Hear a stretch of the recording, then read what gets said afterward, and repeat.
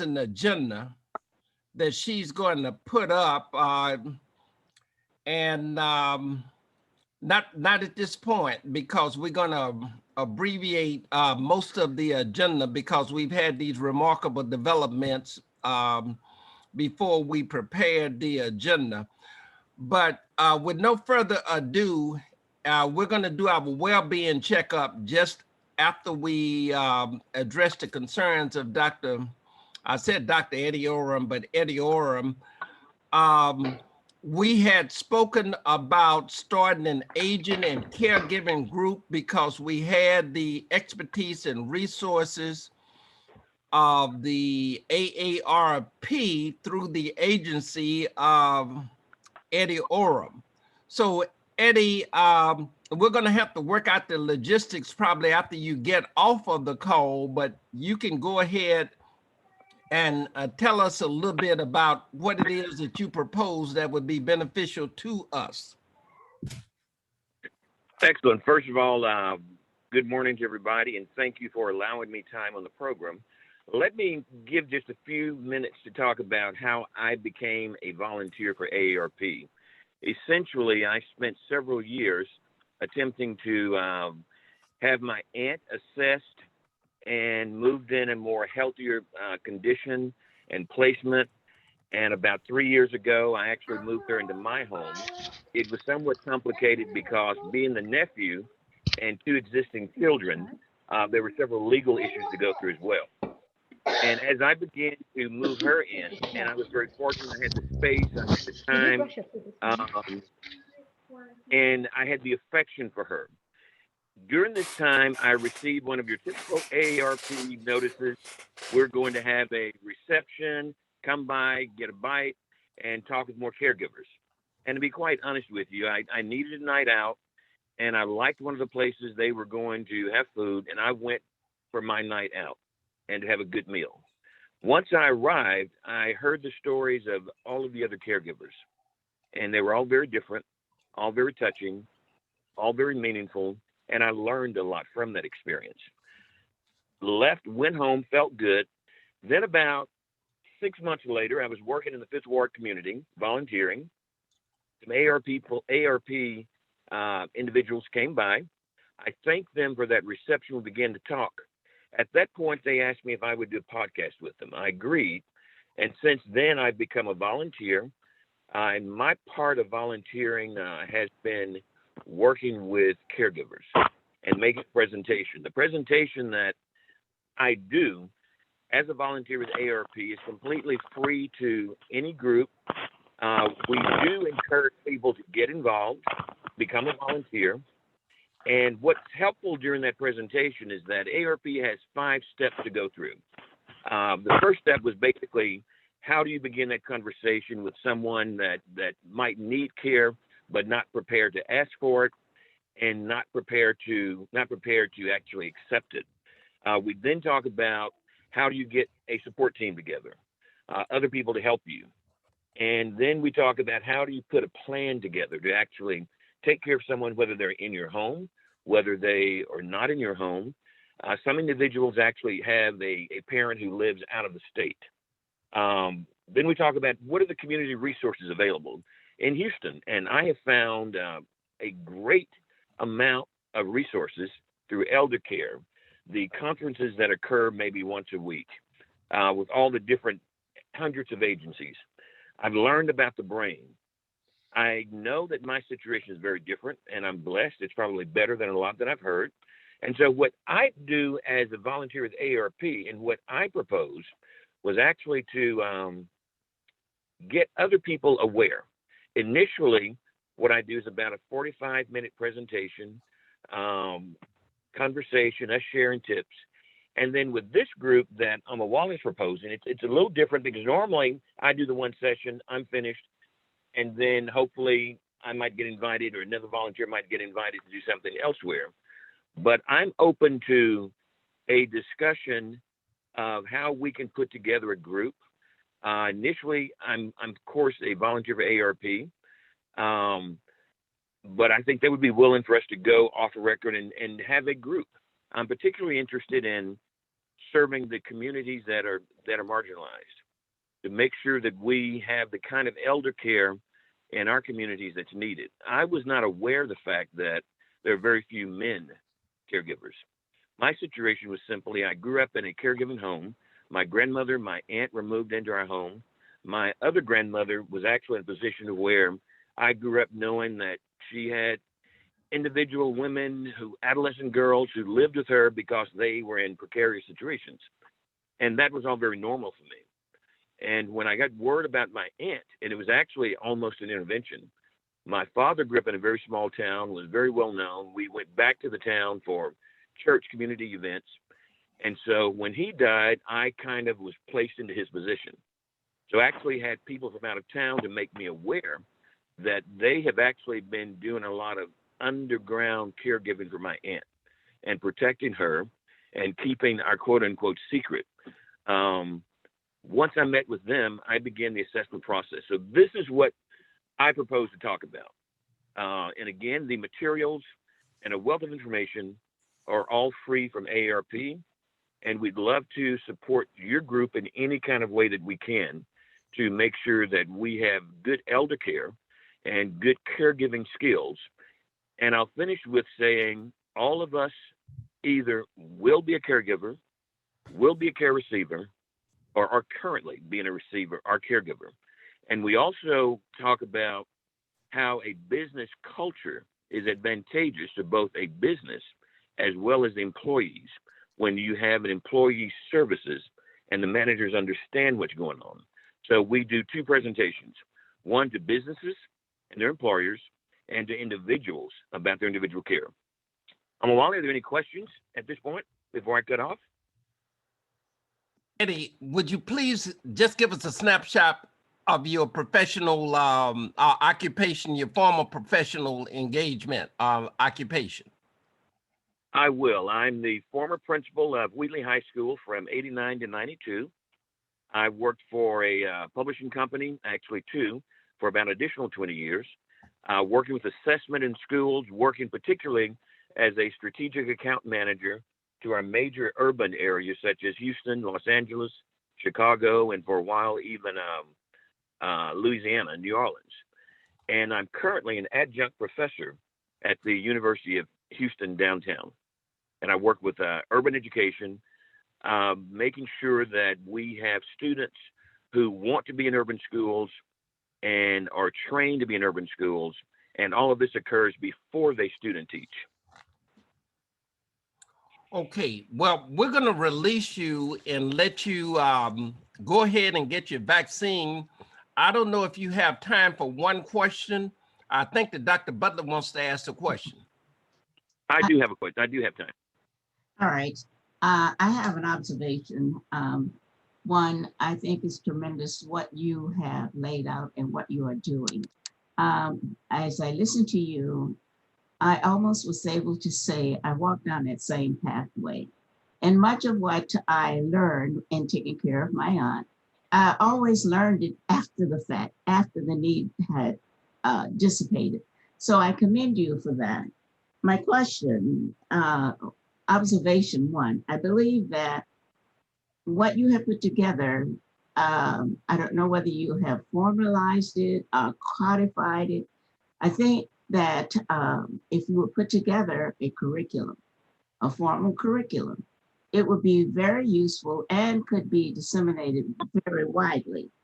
My second observation is, I think during these times, and you may already be doing this, but social media becomes vitally important in order to be able to get that kind of information out. So would love to talk with you about disseminating information that you're doing.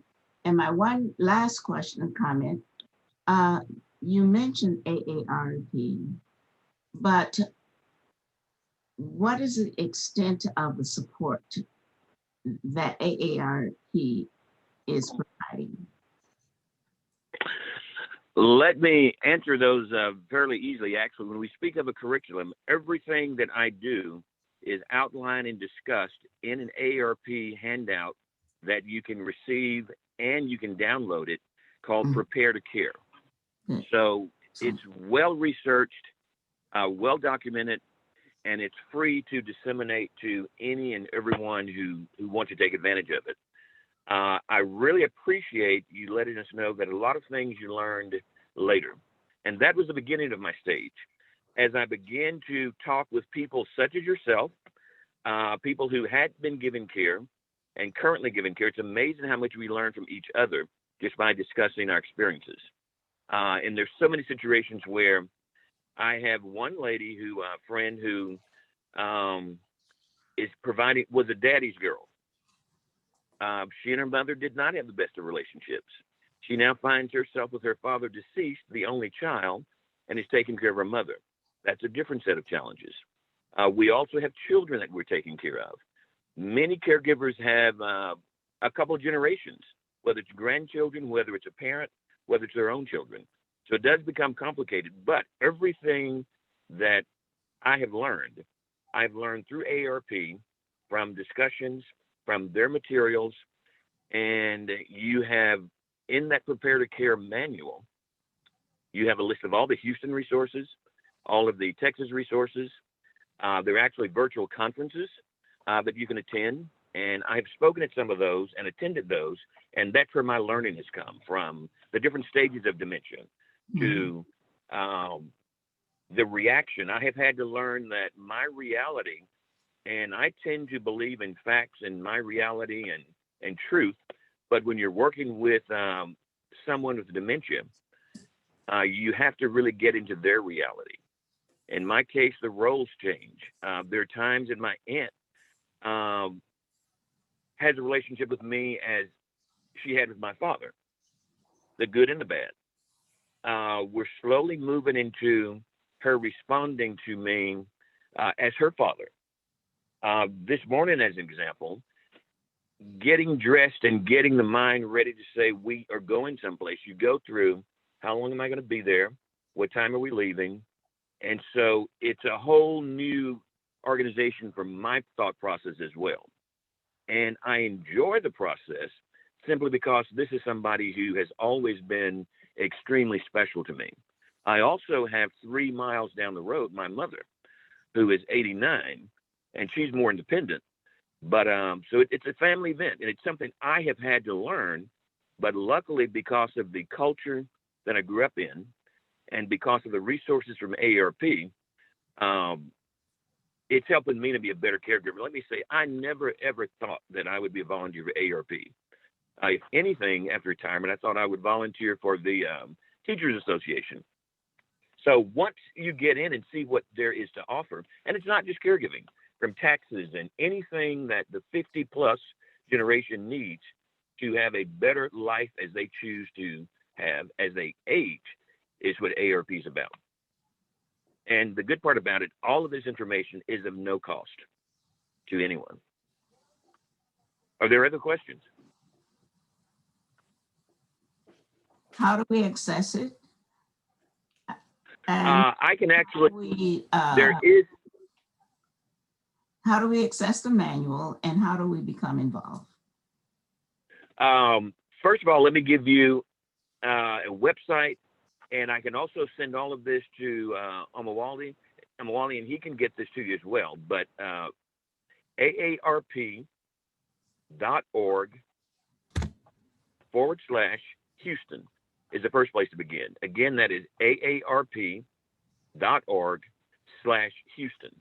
That gives you a very good idea of what AARP does and what's happening here. I've actually had a virtual cooking class that I attended. You can actually do Tai Chi.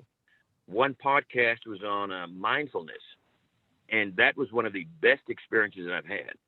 And I find that when we are caring for someone or just living in today's issues, learning about how to be mindful is the best thing. And all of that information came from AARP as well.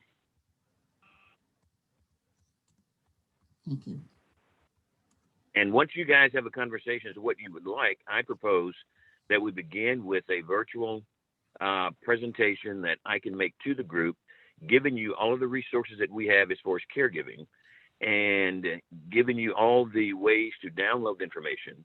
And then after that, if you guys want more information, want more sessions, I'm certainly open to that. Okay, well, Eddie, what I'm gonna do is that I'm gonna take the sentiment, temperature, pulse of the people here in a little synopsis of what it is that we talked about today. And then I'm gonna get back to you probably before the afternoon is over about how we might go forward. All right, great. Thank you again for inviting me, and all of you, I wish you a very good day and a very healthy day, and stay safe. Goodbye now. Thank you, Eddie. Yeah, thank you, sir. Thank you. Yeah, well, I see that we've had some of our other members, supporters to come online. And I want to thank you all for coming online. I'm hoping that Bob Henson would come online too. So I'm going to reach out to him. Angela, thank you for coming online. Good morning. Good to be with you all. Yeah, good morning. David Kahn, Carissa, Claire Jeanette, and Dr. Butler. We're going to give you a chance, Dr. Butler, to speak to us and explain a little bit about yourself and what your interests are related to this group in just a few minutes. But what I would like to do in the interest of time, we have Dr. Kevin Thompson, who is an instructor at the University of Houston in the African American Studies Department.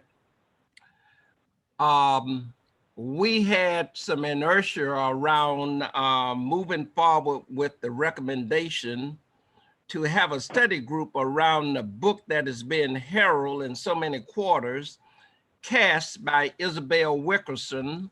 Some of you are reading the book.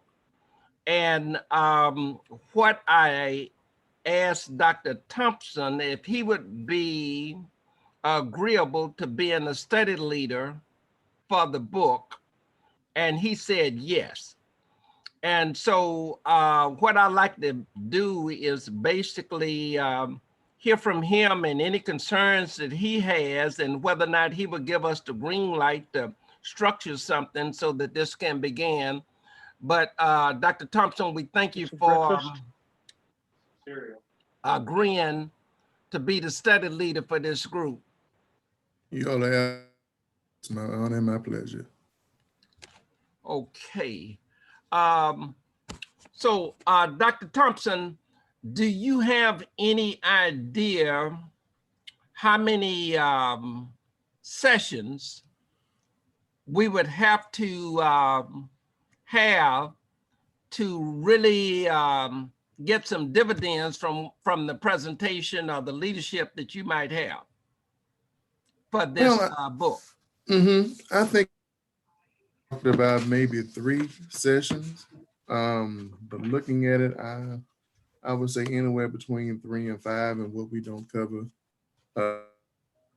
Then I think, my recommendation would be that we, continue the book study, to make sure that we have accurate, a good coverage of it. But it's a great book. I've been kind of breezing through some of the pages, just kind of looking over some of the points she has. And I think, quite honestly, you could study it for a year if you wanted to, but, for the sake of time, I wouldn't, advise us to do that. 5 sessions should at least get us on the right path. Yeah. Yeah, but I look forward to it. Yeah, one of the reasons that I appeal to Dr. Thompson is that not only because of his eminence and brilliance, is because he's a young man. I think the last time I saw him is that I don't think he had a beard. I guess the pandemic has given him a beard. No, I haven't shaved, so I need to take care of that today. Right. But thank you so much. So Ms. Carter is on the line too, and I think Ms. Carter is probably going to be the assistant study leader. I've asked her to do that. So Ms. Carter, do you think that we might be in a position to, work out the logistics and get started? Absolutely. Okay. So Dr. Thompson, I'm probably your next communication, you'll be handed out to Ms. Carter, who is going to work out the logistics and try to bring the rest of us along. Sounds good to me. Okay, but thank you so much No this problem. morning. Let's go ahead because we're in an extraordinary moment in the country, but we wanted to do our well-being. So I wanted to ask David Atwood. David, are you in Houston or are you in Denver? I'm in the Denver area, Boulder, and with my son, who's doing a lot better now. And I really do appreciate the thoughts and prayers headed towards him. And by the way, I'm very excited about being part of that study group for CASTE. I've been wanting to read that book and study that book, and so I'm going to get a copy of it right away. And that's something that we all need to, especially white people, need to learn about. All right. Then. Okay, thank you. And Bob Henson, it's good to see you.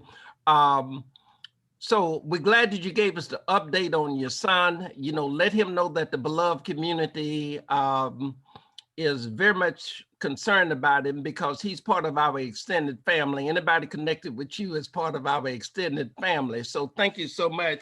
So I see that we have Miss Shanette on the line. Miss Shanette, Claire, can you tell us about your husband? Things are looking up for us. This is a good time. I'm sorry I missed you guys for a couple of weeks with some other loss in my family, but right now we're moving on up. It's great. That's great. Okay, well, thank you so much, and give your husband. And you know what that is due to? The power of God. Thank you so much. Okay, so you've gotten your dose of favor. You've had enough favor to just indicate that you've been richly blessed in spite of the condition that he has. For those of you who didn't know, it's a skin cancer condition that requires some rather aggressive kinds of treatment. And David Atwood's son had a collision, a car accident collision. So thank you so much for that. Ms. Carter, how are your parents doing? I think that how old are your parents? My father just turned 92 on the tumultuous 6th of January. And my mom is 89. Wonderful. And she is along with other siblings, she's the primary caregiver for them. And I pray that you're holding up well. And Miss Arthur, I think that you have a disabled member of your family. Yes, my brother. How's the young man doing? He is doing great, driving me up a wall, but we gotta love him. He's a very spunky young man. He had me up all night, so that's one of the reasons why I was late this morning. I apologize. Okay, all right. He likes to party. Right there. All right. So he's doing great. Thanks for asking. Well, thank you. And David Kahne, I think you're in a similar position as Angela Carter. What can you tell us about your daddy?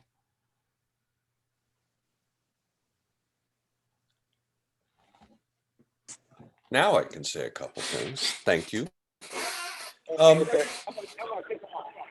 So my father. Listen mode until they let us in. Okay, well, Crystal, I'm going to have to call back because I'm about to go to the church. Okay, that's okay, Congressman Al Green. Congressman Crystal? Yes. Can you hear us? Okay, Crystal, I'll go in if they'll let me. Yes, sir. That's him. He's trying to get your attention. Yes, Brother Omowale, I'm standing here with the funeral director and about to go into a funeral service where I have to have a word. But I just wanted to share with you and my friends and brothers and sisters that I appreciate what you do and would like to share some thoughts with you at some point about what's happening from another perspective in Congress. We all have our perspectives. I consider myself a liberated Democrat, and that's the perspective that I'd like to share my thoughts from. So at some point, perhaps in the near future, I'll be able to join you and we'll have time to have a discussion that at least we can hear another part of it. Okay. I'll make sure with Crystal those arrangements are taken care of, but you be safe and take care of yourself. So I thank you so much, dear brother, for your love, your friendship over the years. And I thank all of the people that you have associated with and have given me the opportunity to associate with. It's very meaningful that I have this kind of dialogue. Very helpful. So thank you very much. Okay. Thank you so much. God bless you. All right. Okay. Thank you. Yes, sir. I'm going to go in. Okay. Okay. Crystal. Okay. Okay. So I want to get back to Ms. Shanette, and then I'll give you the update on the dialogue with Congressman Al Green. So Ms. Shanette, did you get through telling us about your situation? Oh, yes, yes. Okay. All right. I just wanted to make telling you sure. about the favor. Things are very good for us right now. Okay, well, very good then. And I think we were listening to David Kahne tell us about his father. Well, I was trying to get unmuted, so I hope you weren't listening too much. But thank you for asking. My dad is good. I think he was very, very excited to see what happened on the 6th. I'm, of course, referring to the election. I think everybody was demoralized by what happened in Washington. But I think we need to keep our eyes on the prize. I think Dad does. What happened in Georgia, I see as very new and powerful and hopefully prophetic. And we have spent several lengthy conversations, being my dad and I, and my kids, talking about obviously Stacey Abrams at the top of the list, but certainly other people as well who have contributed to really transforming Georgia. Very exciting that that Dr. King's church has been moved back to the top of the list across the country, really. We talk about it at Legal Aid. Everybody's very, very excited to see a future that we can believe in, because 4 years ago we woke up and we felt we'd been robbed. I think that's certainly how I and many other people felt. So I don't want to dwell on the horrors of DC. Dad doesn't want to dwell on that. It's been encouraging to see a few other people speak up on the Republican side finally, who are believable. The ones, Ted Cruz is not believable when he talks, but and I just want to mention two other things. Not everything is successful, and I don't think we've mentioned the passing of Maria Jimenez Omowale. Did I miss that? I don't think we missed that. We did acknowledge her passing on our last. Okay. week. All right, and then also Peg Nosek. But my dad is doing great, and I just wish my mother had lived to see the election of a woman, and in particular a Black woman. She spent a lot of her life working on that. She actually worked some with Anita Hill on that. So exciting times. I think very positive, notwithstanding what happened in Washington. Okay, thank you so much, David. We've never looked at the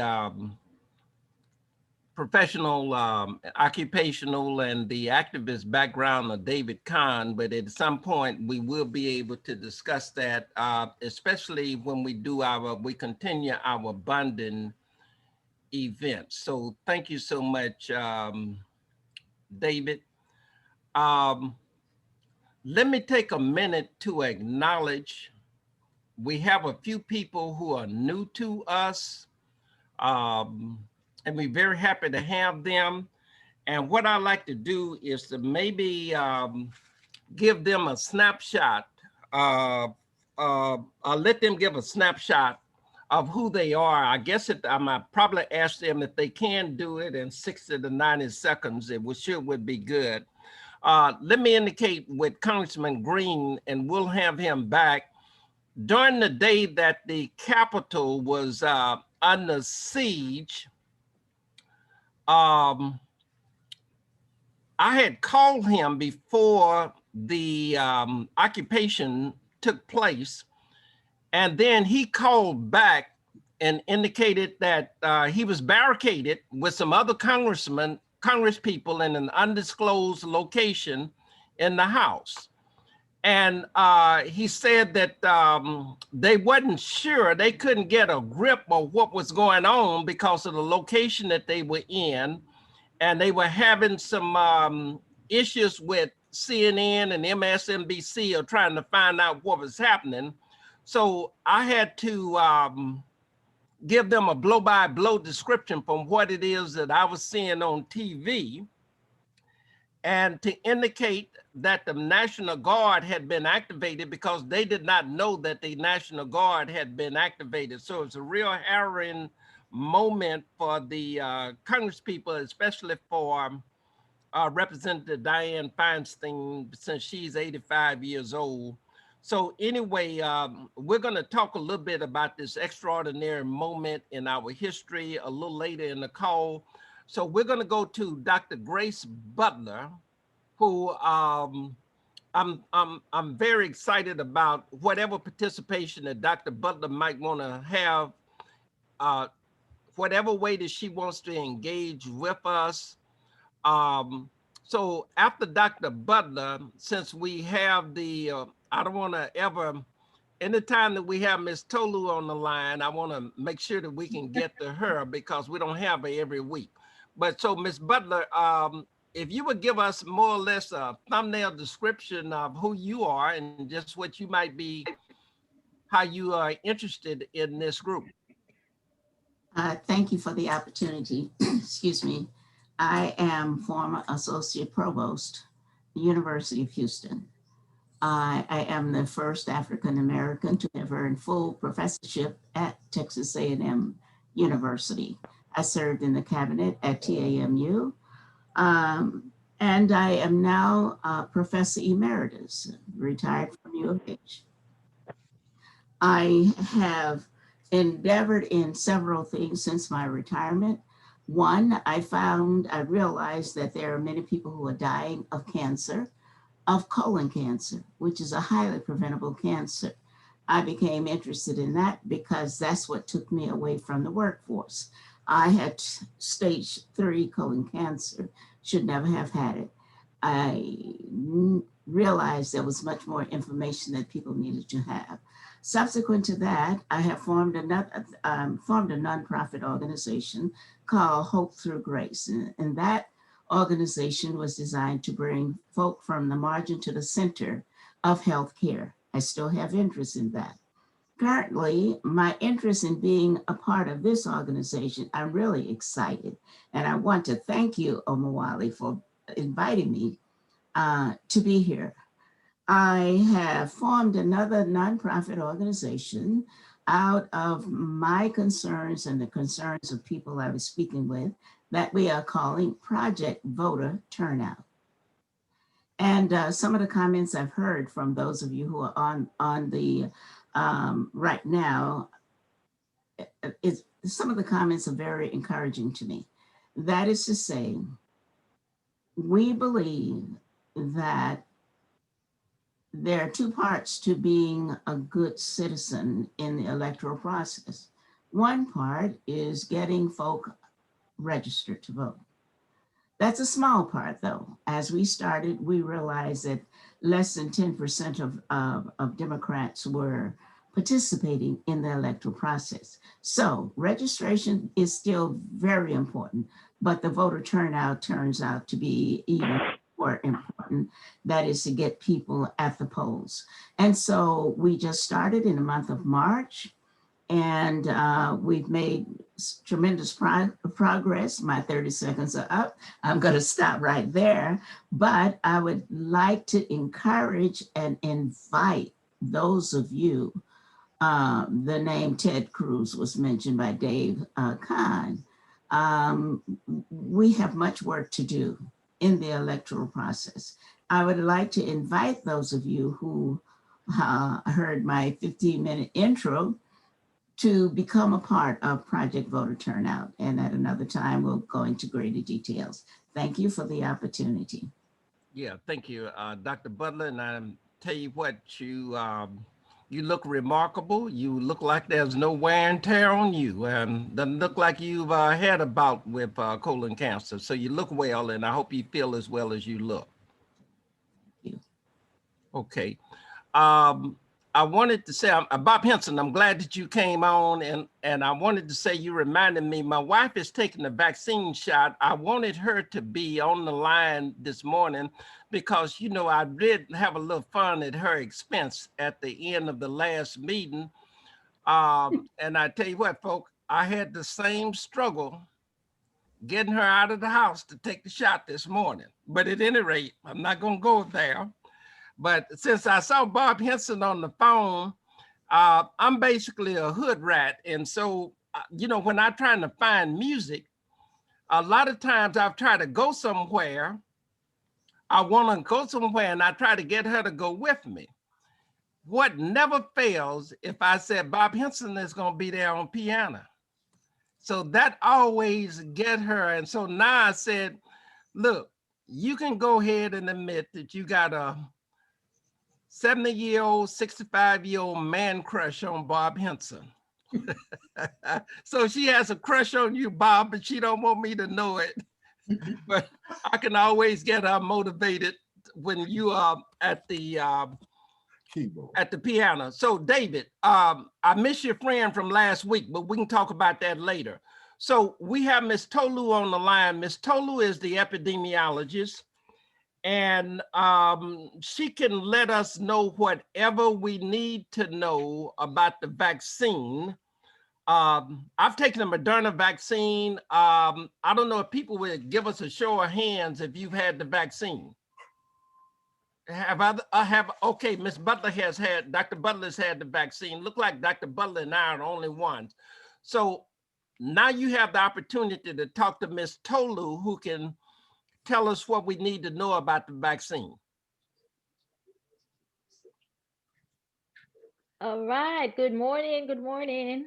Good It's morning. glad to be here and Happy New Year to everyone.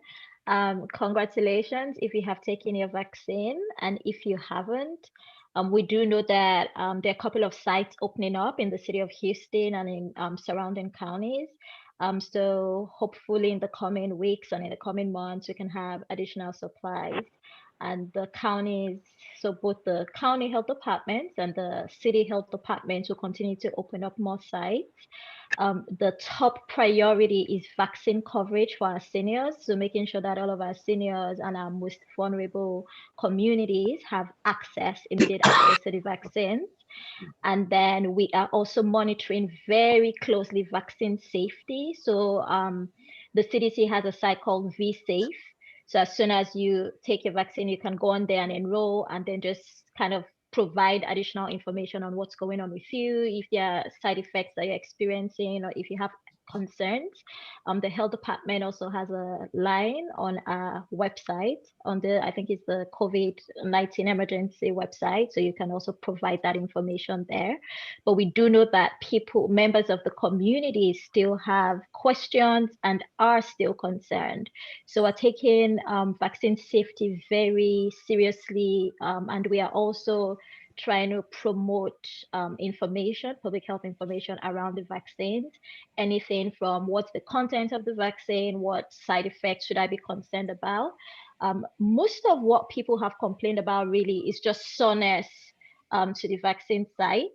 So that's most of the complaints we've really heard about. This week, most people have started receiving their second dose, most of our healthcare professionals. And so we're hoping to see just more comments as far as additional side effects.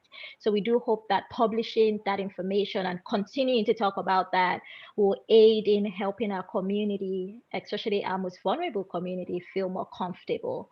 So if you have any concerns, please feel free to share, and I'll do my best to provide the additional information that I have, if I have, and if not, I can always find the answers for you.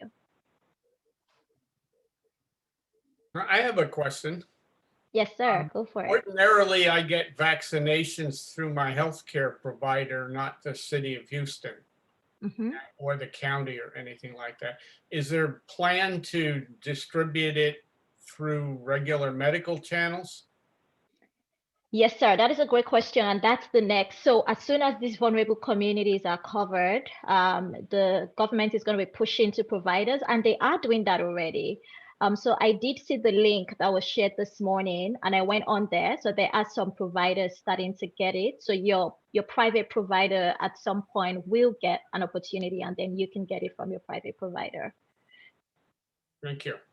You're welcome. I have a follow-up question. I am actually scheduled January 20th. Methodist Hospital has been quite aggressive and professional in reaching people on its patient registry. But I have received at least 15 questions from other people about where they get information, about where they can get and when. And these are mostly people over 60. So what do you suggest as the best information if you're not on one of the hospital registries? Oh, that is a great question. The city's website. So if they reside in a county or within a city, I think the local health department website will be the best place for them to get information regarding the vaccines. On that page, and I can share some of those pages in the link, at least for Harris County and for the city of Houston, you should be able to find out if you are eligible, at least in this current phase, for the vaccine distribution. They should also be able to find opportunities to get enrolled as far as what providers or what places are enrolling. In the past week, the city of Houston was actually using Georgia R. Brown. And so there was it's just en masse, there's the mayor's vaccine campaign to get as many seniors vaccinated as early as possible. And we're going to continue to see that in the next couple of weeks. So the local health department where they reside, either the county or the city, will be the best place for them to get that information. And now if it's just information in general, as far as knowledge base on what they should be watching out for outside of their city, just in general, then the CDC's website will always be a great place. But there's a ton of information out there, and I'll recommend starting with the local health department's website. Thank you. Yes, ma'am. Ms. Tolu, I have a question. Well, it's a two-parter question. I just recently came across a pamphlet which told the differences between the Moderna and the Pfizer vaccines. And it looks like the Pfizer is the more productive in as far as statistics. Can you validate, is this a myth, or is the Pfizer a little bit better than the other vaccines? And the second part of the question is, I live in Sugar Land, and I recently found out through the news outlets yesterday that since the first two phases have been pretty predominantly covered, they're thinking about moving on to the next phase of a group of people. So because they just have vaccines just sitting on shelves. I didn't know if that was false information or if that might happen anytime soon. Oh, great questions. So the first question, at least within the scientific community, is that there's no difference. The main difference is the period of time between receiving your first shot and the second shot. One is for 3 weeks and the other one is 4 weeks. But as far as vaccine efficacy, both of them are reporting about the same vaccine efficacy depending on the group that you're looking at. Whether you're looking at mid ages between 18 and 49, or you're looking at senior 60 and above, the efficacy is about the same rate, and we're going to continue to see that with the rest of the vaccines that come into the market in the next couple of weeks and months as the year progresses. But within the scientific community, I really haven't seen preference for one or the other. I think the focus is just ensuring that we can get as many people vaccinated on either of those vaccines, whether it's Pfizer or Moderna. So I haven't really seen a preference. I think is really what the government where you are is purchasing. So within the city, we're purchasing Moderna. So it's going from the federal government's purchase plan to the state. So it's really what you can get your hand upon, not what's more efficacious. So the data is pointing to both vaccines having about the same efficacy rate. The second question, as far as supplies, I can only speak for the city of Houston. And so within the city, the plan is to continue to cover what phase 1A and 1B. We still have a lot of our seniors in our nursing homes have started to get vaccinated, but we have a lot of them in assisted living facilities and group homes that still haven't received the vaccine. So our focus is on that most vulnerable community. So I don't know that there's an abundance of vaccines sitting on shelves, at least for the city. Now, nationally, I have read some of those claims, and I don't know if anyone saw Biden's, I think he put out some statement yesterday saying that the plan was to make sure that every state government or local government that had vaccines sitting in the shelf for longer than a certain period of days will be penalized. So I do hope that both local government health officials and state health officials are paying attention to that. I think the biggest challenge is logistics, making sure that the vaccines are getting to the populations that they should be getting to. And I do think that is what local governments local health departments are trying to pay attention to, is ensuring that the most vulnerable populations get access to the vaccines. So that'll be, I hope I answered those two questions, at least to the best of my ability. Yes, you did. Thank you very much. Yes, ma'am. I have a question. My dad asked this morning, my dad's 96, he said, what do we know about interactions between taking aspirin and the vaccines? And I think a lot of us after a certain point in time are taking aspirin, and really more generally, I mean, I'm not asking you to be a doctor or his doctor in particular, but are there places that people can find out for themselves anything about interactive risks, if there are any? Because a lot of people don't have easy access to doctors to get answers to that question. That is a great question. So the data so far does not point to specific reactions to specific drugs. So what I've seen just emphasized over and over again is talk to your physician, because they know your risk profile. They've worked with you for a couple of years. So they will be the best person to answer that question. But from a public health standpoint, we haven't, at least from the data hasn't pointed to any adverse risk reactions as far as just interactions with medications or other vaccines. So the data that I've seen put out, or the recommendations from a public health standpoint, has been just reactions with other vaccines. So if we have people taking pneumococcal vaccines or still taking the flu vaccines, there's a recommendation to space them out 2 weeks apart, just for additional precaution and just to be safe. But just as far as drug reactions, I haven't seen anything as far as data that is published. So unfortunately, the answer will be, talk to his physicians. But I wouldn't let that hold him back from getting the vaccine if he is vulnerable.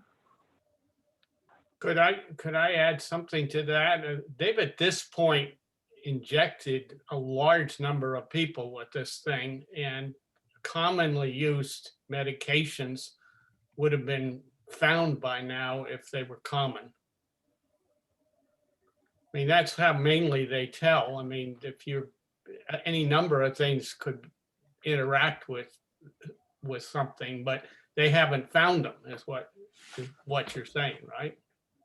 Yes, we haven't. At least the data is not pointing to that yet. And if it was a big enough deal, they would. And so that's why V-Safe, so that's V as in Villa and safe as in SAFE, is what we're recommending. As soon as you get the vaccine, say if you're taking other medications, go on there and enroll. It's a CDC enrollment program, so we can get as much information. I think the goal really is to get public feedback. So besides the population in the data, so besides the research, doing vaccine rollouts, you also want to make sure you have just engagement with the communities that are taking the vaccine. So for the rest of you, once you take your vaccine, if you do find out you're having adverse reactions, please go ahead and enroll, because that will just provide some additional information for us in public health.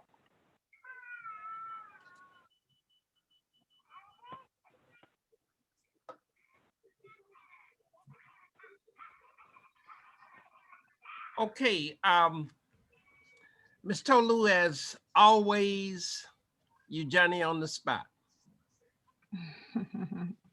You still look like a teenager too. Could I ask a question, please, Ms. Tolu? Yes, sir. Go ahead. Could you give me the definition of a communicable disease?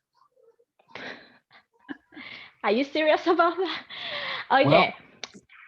Well, let me give some context to my question. Okay.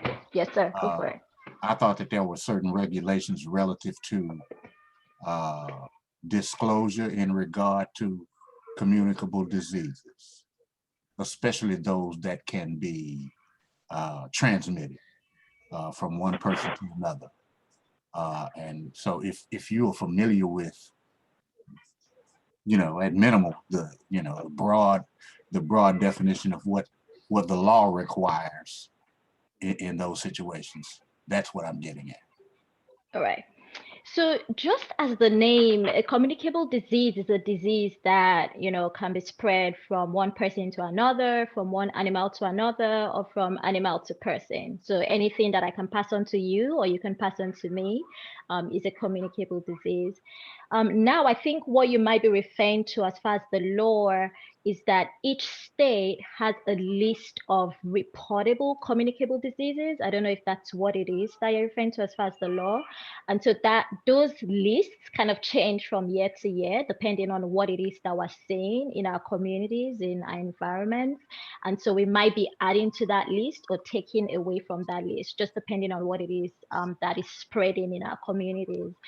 So that is the just the very simplest definition. Is any disease that can be passed on from person to person, or from animal to animal, or from animal to person, and vice versa is what we're calling a communicable disease. It's very broad, and it can differ as far as what is reportable as a communicable disease from one community to another.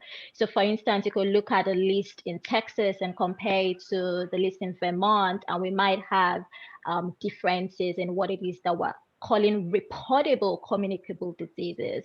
So I think that is where you might see some differences, but the definition is standard across the world in healthcare, what a communicable disease is. Okay. I don't know if that answered your question. Yeah, you did to a degree. I guess really what I'm trying to find out is if this particular disease is considered a reportable disease in regard to folk who are being exposed and are being coerced, coaxed, cajoled into continuing to perform their work, regardless of the possibility of exposure. That was it. Oh, great. Okay, I think I get the question now. So as soon as, I think it was exactly this time around last year, where the CDC alerted us that there was a strange viral disease from Wuhan, China, I think it immediately became reportable. So it is a reportable condition or disease everywhere in the United States. As soon as a provider does test or just assumes or perceives that a person has been exposed, that is reportable to us. So whether it is from a provider, from a school, from it is a reportable condition in the United States. So even an individual can call the public health department to report possible case of exposure, and we do encourage it. So we know that there is fatigue. I think that is what we are dealing with in public health. It's just general, not apathy, but I think the word is fatigue. And it is unfortunate, but we don't want people to get tired. We have been working on a campaign that says, don't forget, don't get tired, continue to do what it is that you're doing. But that is what we're dealing with right now. It's just public fatigue. People are tired and people are not as on it, as vigilant as we want them to be. And so we're continuing to see people go to work, or people just going about their business, even if they've been exposed, or even when they have tested positive. So those are some of the things we are experiencing. But yes, it is a reportable condition in the city of Houston. Thank you. Thank you. You're welcome, sir. So somebody is giving us some feedback, and so what I'm hoping you would do is go ahead and mute your mic so we can eliminate most of the feedback. So Ms. Tolu, thank you so much for that. Dr. Butler and others who have owned for the first time, let me indicate that what we had decided was that before we tried to be more structured and actually be targeted in our outreach, that we will wait until Joe Biden was actually sworn in and we had a new president. And so to that end, after the inauguration, our discussion will take on a different character, but we decided that it was too early to demobilize, and we need to be very observant, hyper vigilant until Joe Biden is actually in office. Now, Ms. Brantley, if you can scroll that page down, because I'm missing something at the top. No, the other way, please. Okay, good. Yeah, that's beautiful. Okay, now the first part of this that you're gonna look at, scroll down a little more, Ms. Brandy. Now I wanted to go to the very, come on down. Okay, come on down. It's going the other way for some reason. Okay,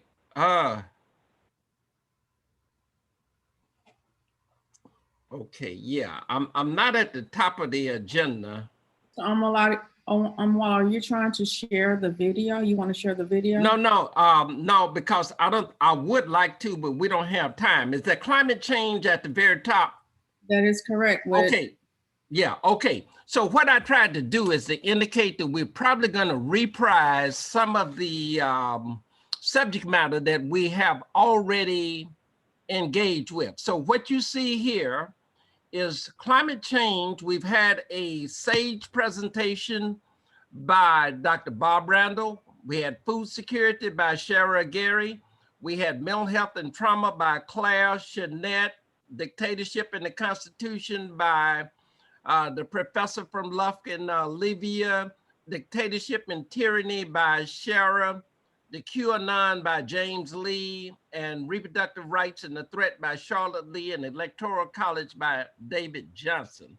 So we're definitely going to have to reprise some of those subjects because there have been some, I won't say vast changes, but there have been some big changes since that time.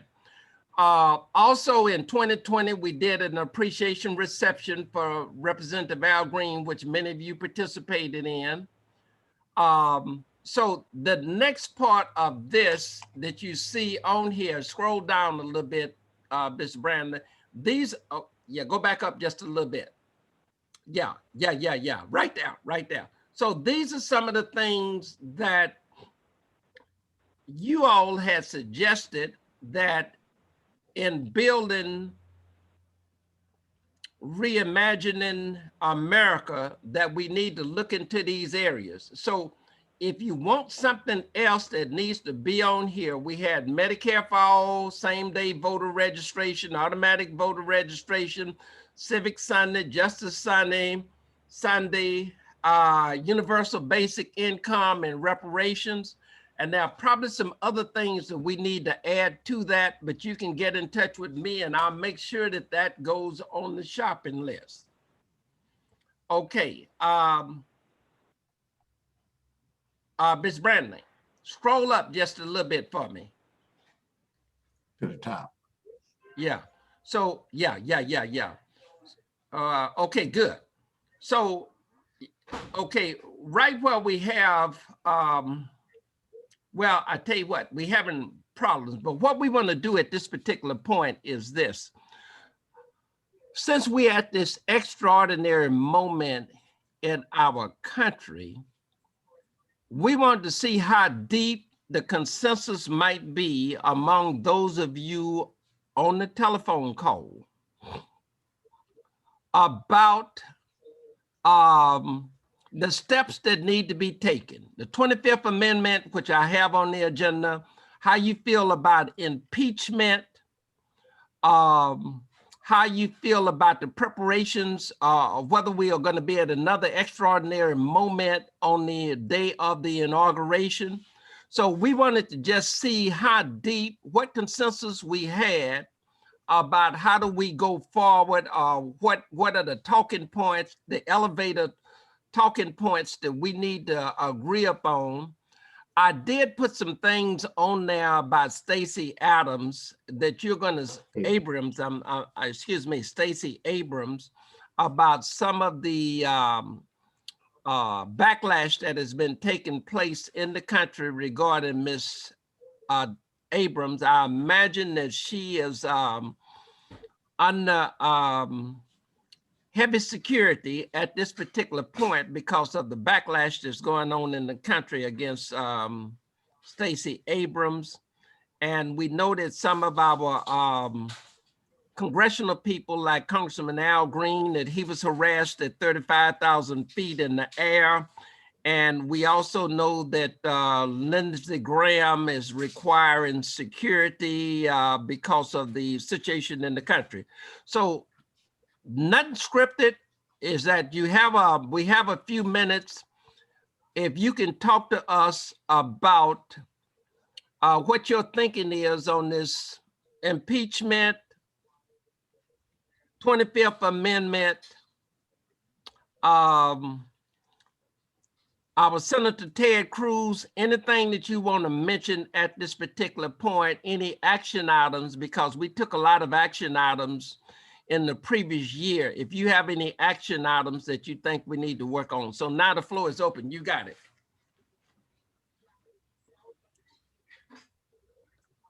Brother Omowale. Yes, sir. The in regard to your question regarding the 25th Amendment and impeachment, just in my opinion, if the 25th Amendment was going to be enacted, they should have enacted it a long time ago. This guy proved from day one that he was unfit. So I really think that as far as that's concerned, that's a moot point. That's moot at this particular point. And impeachment would, they're claiming they could do it in 2 weeks, but I just don't see, I don't see the need for it at this particular point, because, when January 20th gets here, it's been discovered that he was trying to abscond with Air Force One by going to Scotland on the 19th, because he's not going to the inauguration. On January 20th, we'll have a new president. And so I think that kind of is an exercise in utility. We're all mad at him, but that's just going to take some time, and I don't think we have that kind of time. Thank you. Thank you, Johnson. I could say a word or two. Just New York Times suggested, or somebody suggested, that it would take all 100 senators to expedite an impeachment in 2 weeks. That is, it will not be done if there's any senator that objects, and there's obviously some that will. So it's not, they're not going to be able, they might be able to impeach him in the House, but they're not going to convict him in 2 weeks. And it doesn't sound like the 25th Amendment is going to happen, just what Mr. Johnson said. And so probably there's not a whole lot that they can actually do before the 20th. And so I don't really know what will happen, but I do know a couple of things that are kind of interesting. One is that around 1970, I don't remember what year it was, we were in Berkeley when Governor Ronald Reagan put 10,000 troops in the city. And they occupied it, they killed a couple of people, and they actually bombed us from the air with a US Army helicopter with gas. 71. 71. And, but the Republican City Council of Berkeley was thrown out the next year. And in 1980, when Ronald Reagan ran for president, he finished fourth in the city of Berkeley. It's 140,000 people. So it's hard for a Republican to finish fourth in a presidential election. So the three other parties beat him. And there's never been anything remotely like a Republican presence around Berkeley since. So one of the things that this may do is turn off so many other people to the Republican Party that I'm hopeful at least that at least will happen. They've been sort of unmasked for anybody who cares to look. So I don't know. I'm always hopeful that things will get better at some point. Dr. Randall, if there's an effort statewide to recall Senator Cruz, is that a worthy effort? I don't know enough about what people out there think. You know, I'd love to see it happen, but as far as I'm very bad at predicting politics. As I said, Nixon would never be elected president, and ever since then, I'm sure that I'm not good at this. So don't ask me if it would work, but he shouldn't have been there in the first place. Amen. So, yes, Dr. Butler. I'd like to comment. I know the time is of great concern. Time is a real difficult factor here. However, I have a question first and then a comment. Is this right now, is this just conversation just for us to hear our thoughts among each other, the purpose right now? Well, are we going to move forward with a proclamation, a statement or something? Well, Dr. Butler, yeah, I guess what we're trying to do is to build consensus. Now, what we have done in the past is that during the time that the post office was under assault, and the Texas Senators Cronin and Cruz were part of that support for the president, we engaged in a letter writing campaign to express our disgust and asked that they roll back some of the provisions that they had inaugurated or put in to destroy the post office's ability to be effective during the election. Now, most of those provisions were rolled back. Now, that would have been detrimental to the counting of the votes and getting the ballots out. My point is that we need to build a consensus here. If like we had 100% consensus on the letters that went out to Cruz and Cronin, and before we do anything, I think it might be advisable that we form the deepest consensus that we can.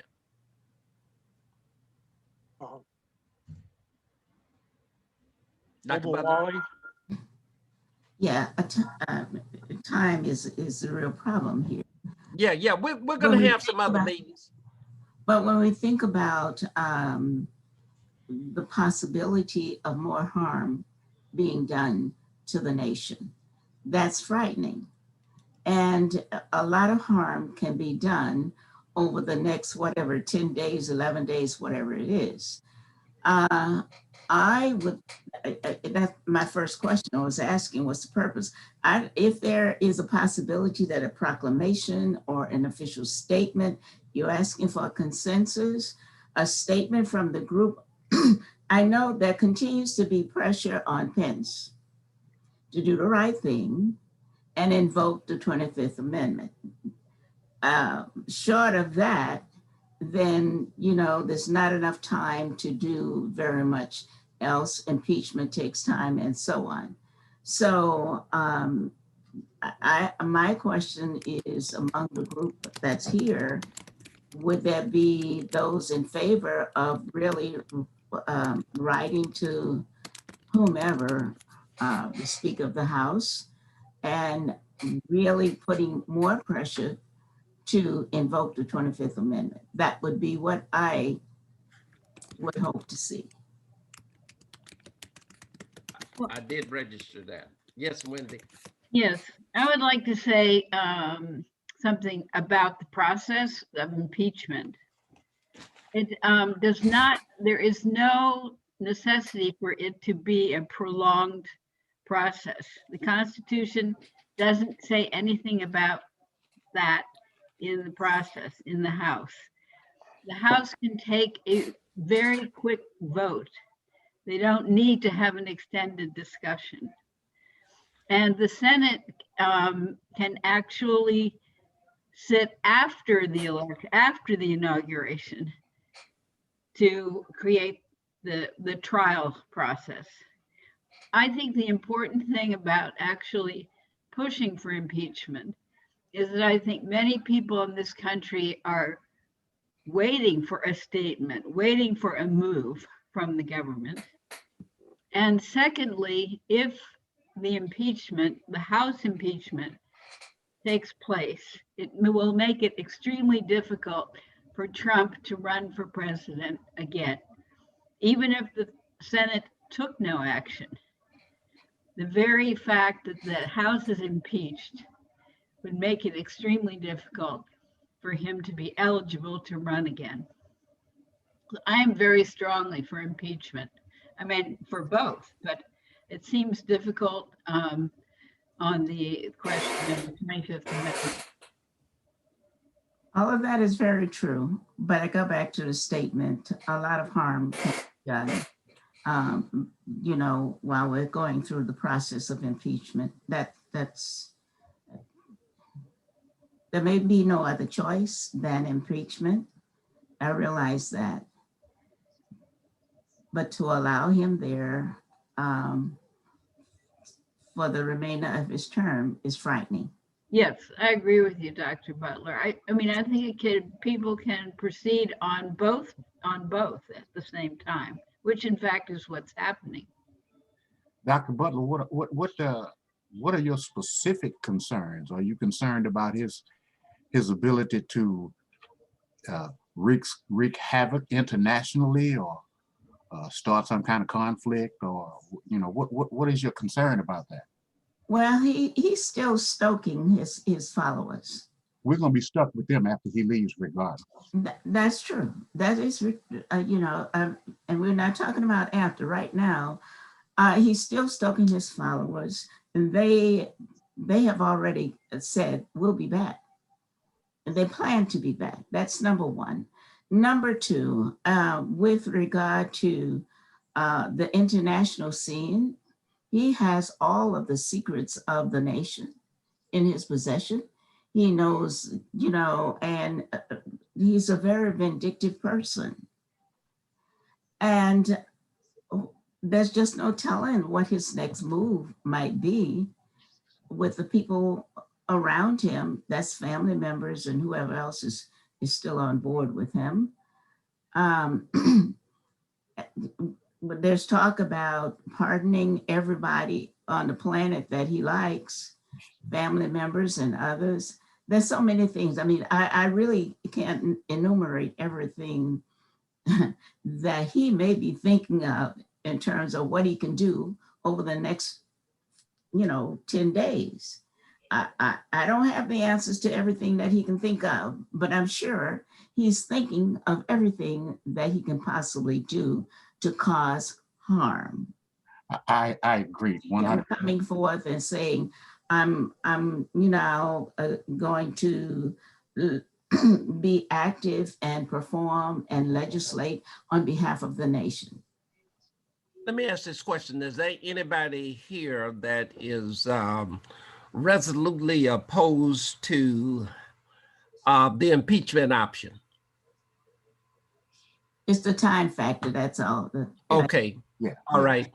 Yeah, I mean, if we had time, I'd be all for it, but I don't think we have time. Yeah. Okay. Omowale? Yes, sir. Dr. David, please. I think that he needs to be strongly rebuked in any way possible.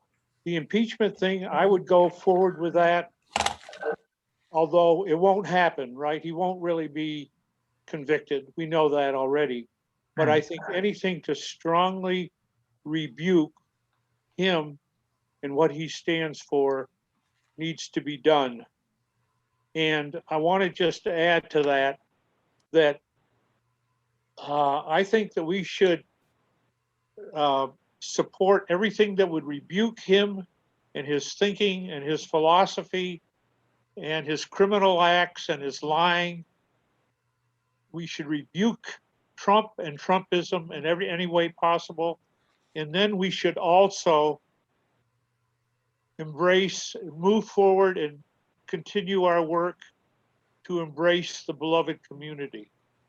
I think that we have to push on that positive side too, because that's ultimately, in my opinion, the answer to Trumpism is the beloved community. So rebuke and embrace the beloved community would be the two things I'd support. Thank you. I have a question. Last night on the news, several times it came up about impeachment, the time frame. And I never got clear that it's definitely that if the House voted to impeach him, that he can still leave office and the Senate could still have an opportunity to try the case. Is that correct? That's what I have been told, and that's what I've heard from people like the former Solicitor General in the United States. Yes. And that at the day of the trial, it would only take 2/3 of the people that were present, not 2/3 of 100 senators. Is that Correct. also correct? That is correct. Yes. Yeah, that is correct. So, even our cowardly folks in the Senate, they could just not show up for the trial. And it appears that, to me, there would be enough of people in the Senate left to finalize it. Yeah. Could I have a slightly different perspective. I'm not strongly opposed to impeachment, but I'm not sure that I would personally prefer to defer to people who have a bit more information. In this regard, I actually trust President-elect Biden and the vice president to be looking at a couple of competing considerations. And the first is, how are we going to get an awful lot done that needs to be done early? The last time we watched impeachment, it took a lot of energy out of the country. And maybe that was a good thing at that time. I think it was. And it may be good again, but it may not be. And I'm sort of hoping that President-elect Biden will be able to make that decision in consultation with others. The second thing is, what I'm more interested in than impeachment is holding accountable the senators and the Congress people who have been enabling for a long time, but even more importantly, the ones who enabled when they really had no business, even from a political perspective. And Senator Cruz is right at the top of my list, Senator Hawley. And it may be that impeachment is the best way to hold them accountable. I don't know. Certainly Mitch McConnell doesn't want to have a vote. And if he doesn't want something, that's certainly a powerful argument in favor of doing it. But it just seems to me there are some difficult political questions that that I would. There was a comment, for example, with respect to Senator Hawley, that if we want another strong $2,000 per family expenditure by the federal government, Senator Hawley's vote actually might be important for that if Senator Manchin doesn't want to vote that way. So my only concerns are that there's a lot of politics there. Personally, I'd vote for impeachment. I think it's been obvious for a long time. And gosh, if Mitt Romney can think that, I certainly think it's obvious. But I do think that there are some potentially countervailing considerations. And I think President-elect Biden, I think Speaker Pelosi, I think they're pretty well aware of that there's a lot of sentiment that if impeachment could be effective, it would be done. But my own sense is, for example, if we wanted to express ourselves to Congressman Green, saying that the sense of from where we sit, impeachment would be great, I think that might be more important than writing a letter to the speaker or somebody like that.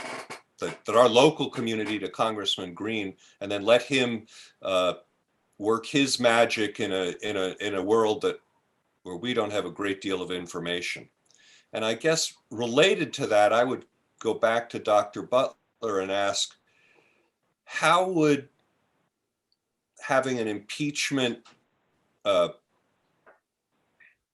vote affect, if at all, the prospect of doing the organizing that you've been talking about? Because longer term, that's where I'd like to see capacity built.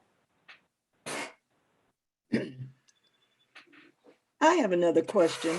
Is there any way once a former president, leaves office to censor him? Do we have anything that would allow that to happen? Yes, Claire, let me speak to that. So we do know that a criminal investigation can begin on the basis that he incited a mob action against the United States government. So that can be done after he leaves office. Okay.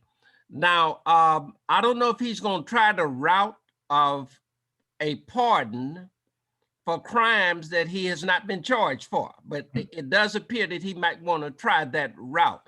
But he can be charged criminally, and in the state of New York, with the Southern District of New York for his financial crimes, the Eastern District of Maryland, the attorney generals are already doing the waiting with bated breath. Yeah, they doing the necessary investigation forensically and otherwise to be able to fire off some charges against him. But what I wanted to do in the interest of time, because I'm trying to respect that Ms. Brantley can't stay with us forever, is this. I'm thinking that between what Dr. Butler has said, what David Atwood has said, what Bob Randall has said, what David Kahne has said, I'm taking this language of strongly rebuke. Now, I think that part of our discussion is predicated on whether or not it will be successful. And I think it does not actually have to be as to whether or not the Senate is going to come in and validate and convict him in the Senate. He might be just convicted in the House. So I think that in terms of winning the hearts and minds of the people, that it could be productive. Strongly rebuke is what I'm talking about, is that the American people are looking for a solution to strongly rebuke a lawless president. Now, let me say in terms of the local congressman people, whether that's Lily Fletcher or whether that's McCall or whether that's Kevin Brady, and we know about these other Congress people that we have in the area. Anyway, I don't think it ought to be just a partisan blue Congress people effort. I think that we need to reach out and say to all of the local Congress people that the president is a threat to national security, and there ought to be actions that ought to be commensurate to the threat that he represents. So if we did that, we don't have to get tied up on whether or not the 25th or the impeachment is going to be the preferred route, because we're running out of time. If we're going to do this, we're going to probably have to do it in the next 48 to 72 hours. I would support that. Yeah, I would Omowale. I think after a lot of these congresspersons who on the other side of the aisle, after they had to go change their underwear Wednesday, I think they have a different idea about the whole situation. Yes, and it is worse. I see David is about Dr. Randall has put something in the chat about that Congressman Green was the first to introduce an impeachment resolution. What I'm thinking about is Tom Steyer and everybody else who at least started the ball to rolling, to thinking about what was happening with the democracy and why the impeachment process was needed. So we might not have to share our perspective about the success of the impeachment. What we want to do is that we want to get people engaged to the point that they understand that the democracy is extremely fragile, and that certain kinds of actions can in fact tip the democracy over, caused by a reckless and irresponsible president.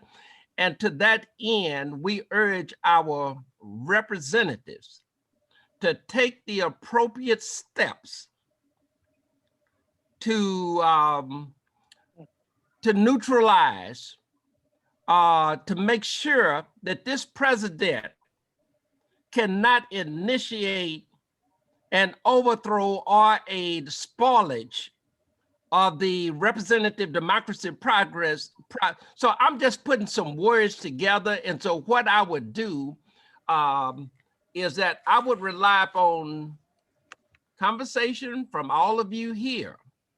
After you look at a draft, which can probably be done in 24 hours, and if we have enough consensus around that draft, we can in fact use that as a guideline for what it is that we might urge other people to sign on to, because we have networks. And so we have networks with churches and community-based organizations, et cetera, et cetera.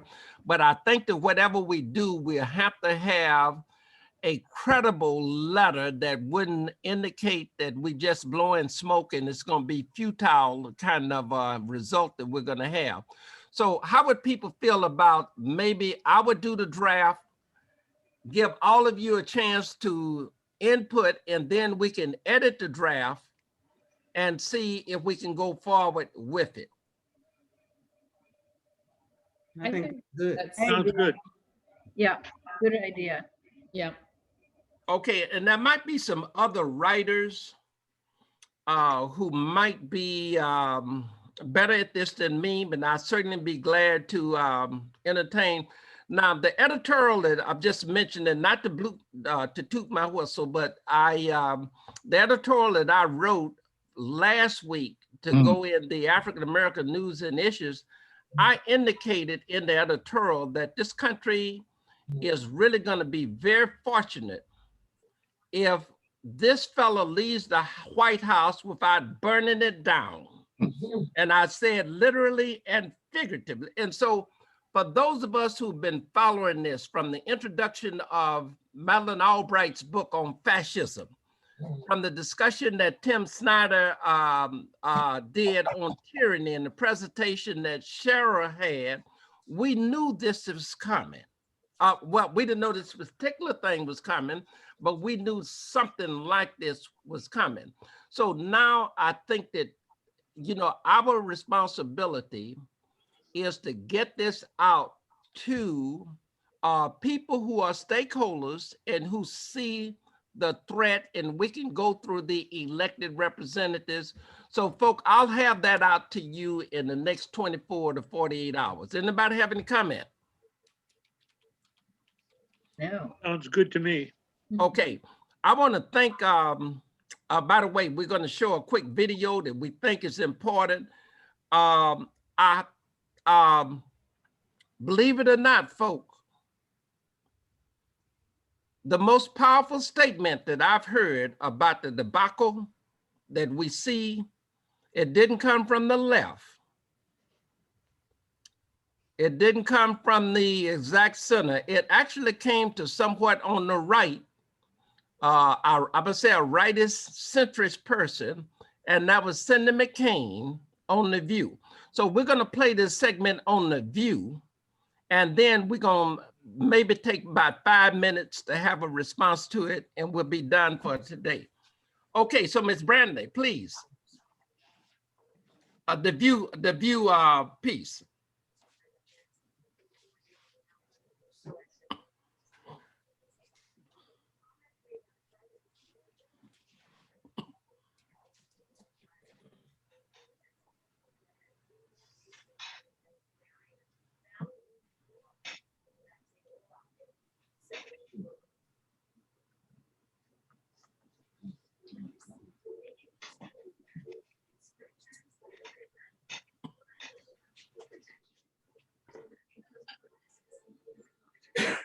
Give it just a second, Mr. Omowale. Yes, ma'am, that's okay.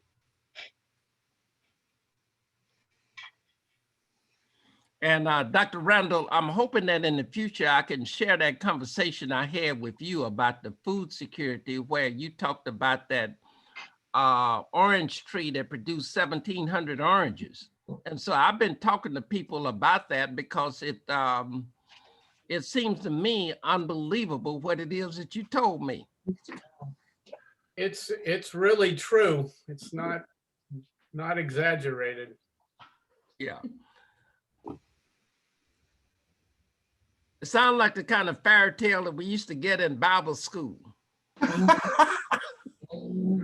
Yeah. If you get the land producing the right way, it's incredibly productive. Yeah. Well, while we're waiting, I'm not sure I heard the end result on CASTE. Did we set a time to begin that? Did we decide 3 versus 5? Maybe it just went right by me. Well, I think the only thing that we've decided is that Ms. Carter, Angela, is going to kind of work out the logistics of when and how we can do this. I have the names of the people who said that they're going to participate. And so, but I tell you what, this might be a good idea to give a show of hands as the people who are interested in CASTE. If you can use that little device at the bottom of the screen under reactions, I can kind of get an idea who is interested. So David, I assume that you're interested, right? I was talking to the other guy. Yeah, David Kahne. Yes, I am. Okay, good. And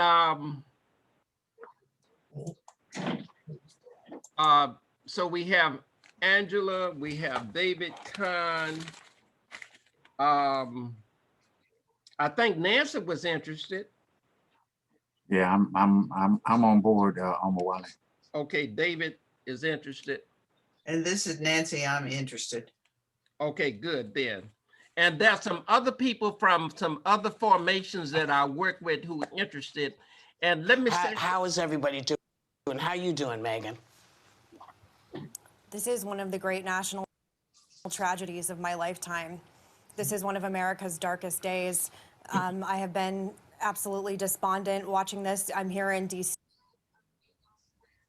As everyone knows, my sister-in-law works on Capitol Hill, and the office door where she works, the window was busted out.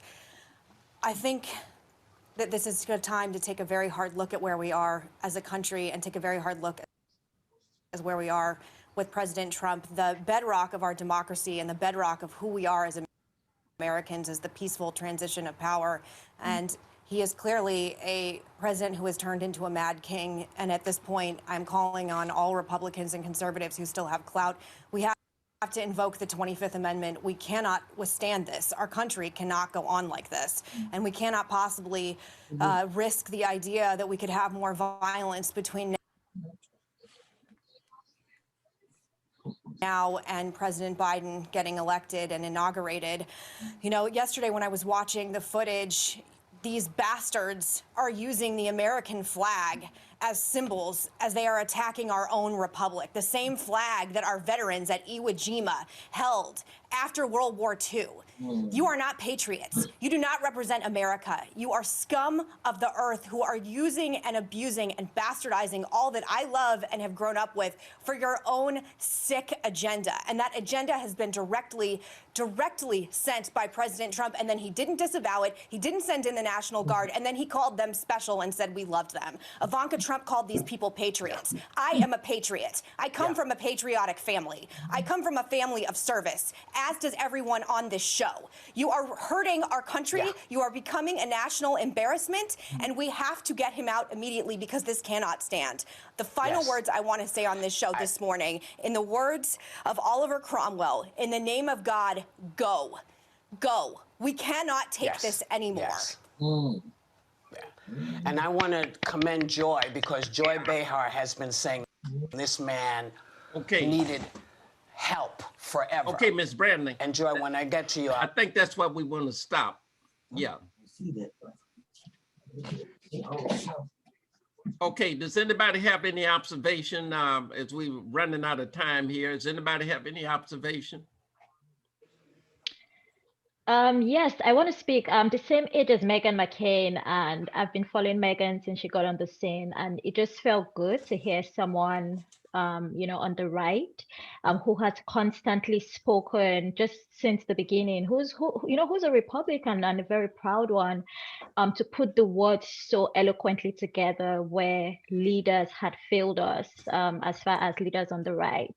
And so I think it's going to be a moment in history as we look back, because some of these conversations about what we do now is important. But I think from a young person's perspective, I want to look back 50 years from now in my 80s and 90s and know that we stood up to the moment and we set precedent.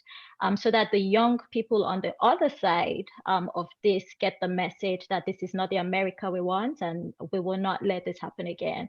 And so the sentiment on the right still from our young folks is that we are patriots and we do not support, we do not support President-elect Biden. And so I think for someone like Meghan speaking on the right, really drawing the line of who a patriot is and who a patriot isn't is very important, especially as we look back on this time in the future. So that was very emotional, and it was just true to the core and a very proud moment for history.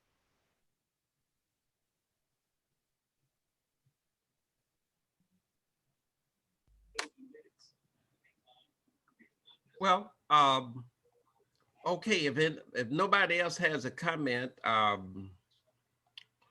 just like to just say, if the cabinet people have stepped away because they don't want to help implement the 25th Amendment, how does the 25th Amendment get done? I mean, practically, I just don't get it. I mean, I think it's a beautiful philosophical conversation, but if the people who need to get the 25th Amendment, have decided that their politics won't let them implement the 25th Amendment, then who does the 25th Amendment? I mean, it's just a question. I don't know.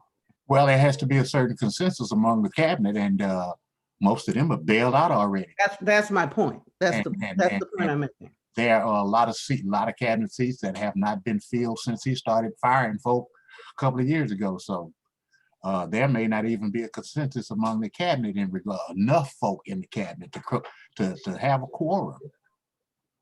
Yeah, I mean, I don't understand all of the details of it, but from my very limited standpoint, it seems like a lovely conversation.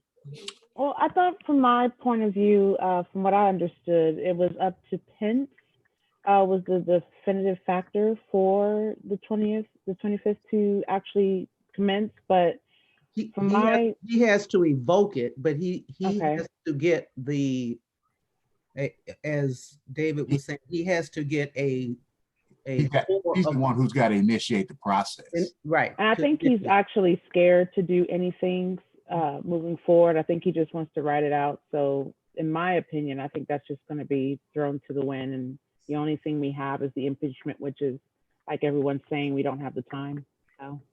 No. And if I could reassure some folk, reassure you, I know that everybody thinks, we all know that he's a wackadoodle, and he's capable of doing just about anything. But I've had a lot of folk concerned about the possibility that he could initiate some kind of nuclear conflict or something of that nature before he gets out of office. But let me assure you that when he declared that he was going to run for president, all the intelligence agencies and everybody concerned started building the dossier on him, and they know he's a fool. And the one thing that they are not going to release him or have anywhere close to him are the real codes. He may have some codes, but he doesn't have the real codes. The codes he has probably wouldn't even launch a rocket from Radio Shack. So you all don't have to worry about that kind of stuff. He's not. Yeah, I'm surprised he hasn't jumped off the South Portico since last night.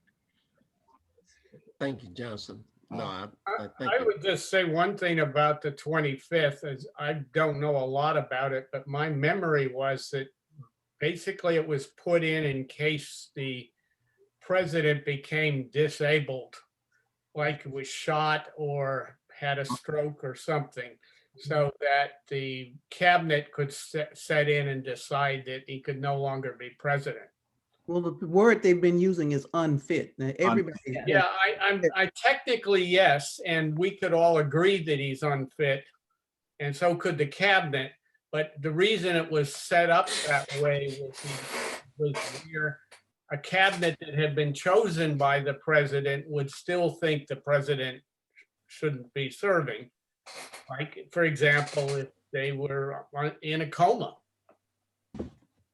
So I mean, yeah, the word is unable, not unfit. Okay. It's unable, whatever that means. It isn't really designed for somebody who is a criminal or behaving violently or doing anything like that. That's supposed to be impeachment. Yeah, but I mean, if he's doing things that renders him unable to carry out the work of the office, it doesn't matter whether he's in a coma or not. At least the way I read the document. Yeah, legally, yes. But what I'm saying is that why would a cabinet that he chose decide to get rid of him? He doesn't have one. Yeah, but even if he did, I mean, those are his friends and allies. So the idea was basically something like sickness or injury or Mhm. whatever. Yes. Okay. Yes, ma'am. Ms. Tolu. Yeah, I was gonna say, so I haven't had any conversations as far as just nationally where we go from here, because what is apparent is that we have a lot of philosophical ideas in our constitution that sound okay, but they have not been, we haven't, I think for the first time in recent times, we're realizing that we don't have enough to take care of a situation like this. And the rest of the world is watching and looking at how vulnerable a democracy like ours is.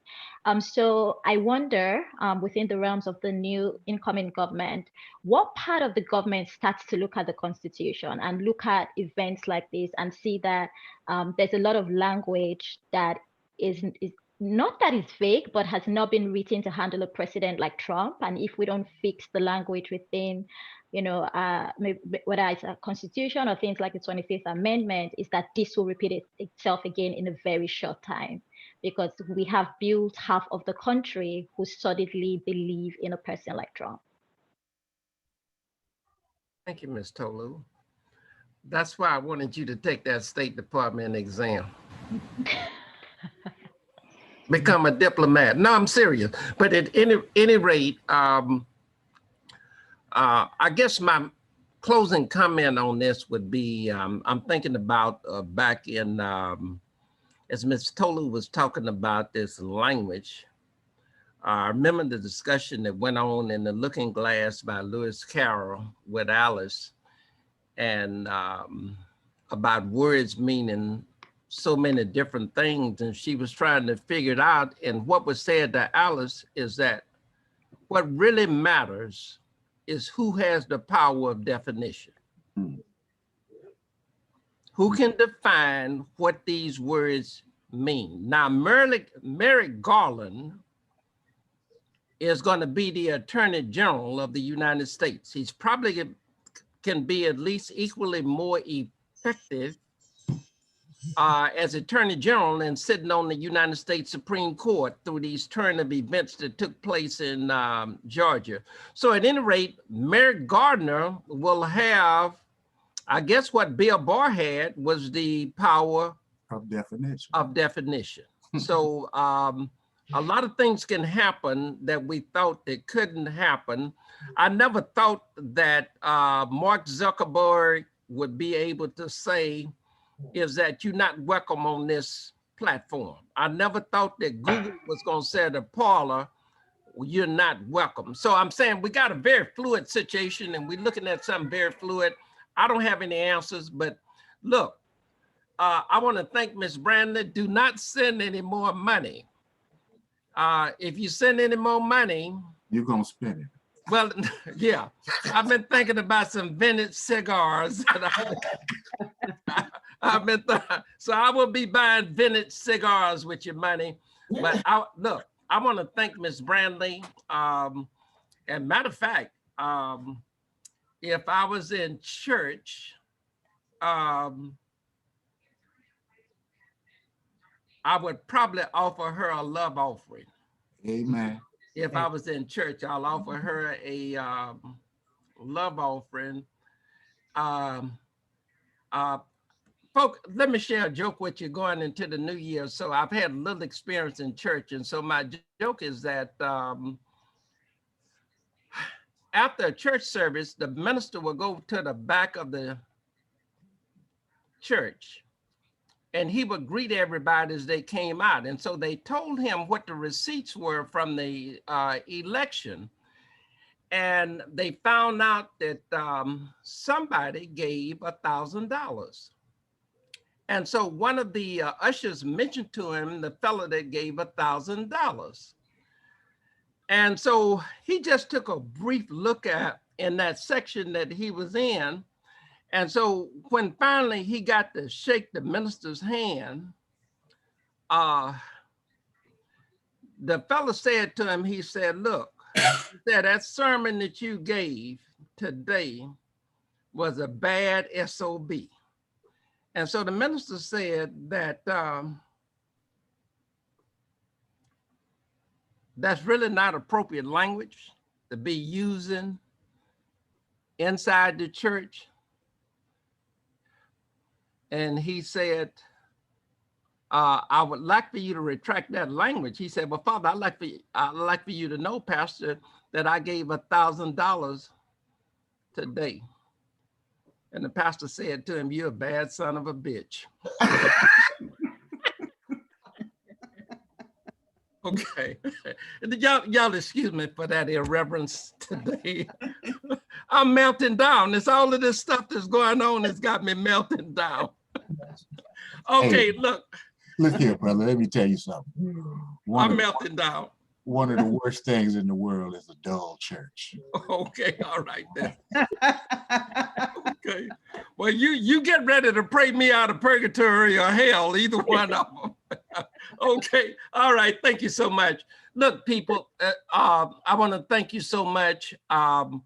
We'll be together again. I think our next date will be the 23rd. It'll be after the inauguration. We will be talking between them then, but y'all know how to get me. So what I'm gonna do is that probably before the end of the day in the morning, you'll have that draft in your mailbox. Tim Scott, who is a United States Senator from South Carolina. So anyway, when he first got elected, I started communicating with his office. And so finally, you know, I was trying to find out what kind of posture or backbone he had. So he sent me a letter and he said, sent me an email and he said, well, look, you know, I'm not your senator. You need to be communicating with your senators in your state. And so I kept on communicating with him. But I would like to say that Tim Scott, when it came down to not certifying the electoral votes, Tim Scott made me proud because he said, I can't sign on to that. I can't sign on to that. So I think that I'm just asking people is that let's not shut down on people. Let's at least try to keep a communication going as far as possible to try to communicate with everybody without shutting down on them, because there can be some change. Okay, well, thank you so much. God bless everybody. And Ms. Brandon, thank you so much. And we'll stay tuned. Ms. Carter is going to get in touch. I'm going to send her the information to get in touch with Eddie Orum. And then, I'm going to send Ms. Carter the information to get in touch with Dr. Kevin Thompson. Yeah. And I think, who did we have that was going to get in touch with Eddie Orum? His contact information was provided into the email, the chat. Okay. So Eddie Orum's contact information is provided. Dr. Butler contact information is provided into the chat as well. Okay. Well, I tell you what, I'm going to probably try to start, unless I have some pushback, the AARP Aging Caregiver group as soon as possible. Is that okay with people? Yes. And it's probably going to be on a mid-Saturday afternoon or a late Saturday evening. And then I'm gonna let Angela arrange for the study of CASTE. And Angela, one of the things I'd like to ask you to do is when you go to YouTube, they're about Brian Stevenson and Isabel Wilkerson, and a bunch of other people like Joy Reid. They have some very provocative interviews with Isabel Wilkerson that you can capture and you can send out to everybody, because if you don't want to read the book, these interviews can be very, very helpful. And a lot of you already have some background information. And if you will notice that I put on the agenda is that after the inauguration, you will be doing the low turn presentation. Okay. Okay. So I'm just trying to make sure that we touching all of our bases. And I think that we're doing the very best that we can to touch all of our bases. So thank you so much. I hope all of you can get the vaccine shot. So when my wife came in, you probably saw in the background, she came in and she opened her blouse up and she pulled down her shoulder. So she got the shot. And so she was trying to get my attention, so she got some shot, and I just looked, I said, girl, go put some clothes on, you know? All right, people. Okay, well, look, I'll be talking to you all. We'll be together on the 16th, and I mean on the 23rd. And but if we need to get in touch with about each other, we all know how to get in touch with each other. So thank you, and I hope that everybody can get their shot. I'm scheduled to get mine on the 20th, man. And look, Johnson, one of the things that Wendy. Yes, maybe we'll meet. Yeah, okay. Well, one of the things that helped out is that I indicated that an Air Force veteran, when I talked to people and wrote my article, had dozens of shots or hundreds of shots over the period of 20 years. And so it was a good advocacy piece for you to share that information with us. I need to catch up putting that stuff on the page anyway, man. Okay. So, thanks a lot, man. I'll get on that this afternoon. All right. God bless. All right, everybody have a good week. Be blessed. Bye. Thank you. Happy New Year to everybody. Thank you. Happy New Year. Yeah.